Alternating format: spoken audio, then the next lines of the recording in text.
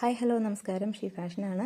ഇന്നത്തെ വീഡിയോയിൽ ഞാൻ നിങ്ങൾക്ക് ചെറിയൊരു ടിപ്പ് പറഞ്ഞു തരാം കേട്ടോ. കുറേ പേർക്ക് നിങ്ങൾക്ക് അറിയാമായിരിക്കും, എങ്കിലും അറിയാത്തവർക്ക് വേണ്ടിയിട്ടാണ്. ചിലപ്പോഴൊക്കെ നമ്മുടെ നല്ല ഡ്രസ്സൊക്കെ ഇതേപോലെ എവിടെയെങ്കിലുമൊക്കെ കൊണ്ട് കീറൽ പറ്റാറുണ്ട് അല്ലേ.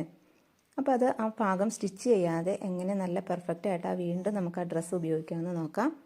അപ്പോൾ അതിന് വേണ്ടിയിട്ട് നമുക്ക് ആവശ്യമുള്ളത് ഇതേപോലത്തെ കനം കുറഞ്ഞ പ്ലാസ്റ്റിക്കിൻ്റെ ഒരു കവറും അതേപോലെ ആ ഡ്രസ്സിനോട് മാച്ച് ചെയ്യുന്ന രീതിയിലുള്ള ഒരു പീസ് തുണി. അപ്പോൾ ഇതെങ്ങനെയാണ് ചെയ്യുന്നതെന്ന് നോക്കാം.